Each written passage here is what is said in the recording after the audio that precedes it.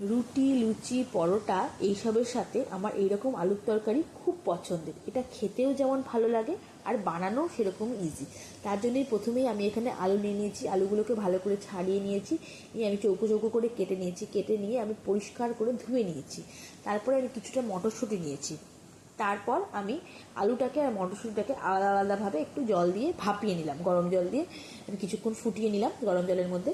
তারপর তার জল ঝরিয়ে নিলাম, নিয়ে এইবার আমি একটা কড়াই নিয়ে নিয়েছি, কড়াইয়ে কিছুটা সরষের তেল দিয়ে দিয়েছি, দিয়ে তার মধ্যে আমি শুকনো লঙ্কা, তেজপাতা, হিং আর কালো জিরা ফোড়ন দিয়ে দিলাম।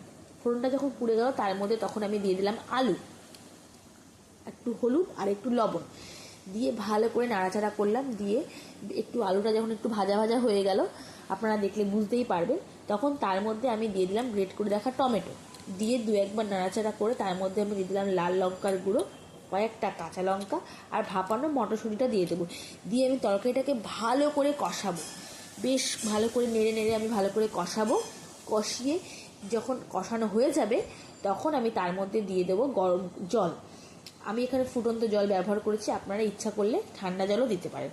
দিয়ে ভালো করে আমি তরকারিটাকে ফুটিয়ে নেব। আমার তরকারিটা হয়ে গেছে, আমি গ্যাসটা বন্ধ করে দিলাম। আমার টেস্টি টেস্টি আলু তরকারি রেডি। আবার আসবো পরবর্তীতে।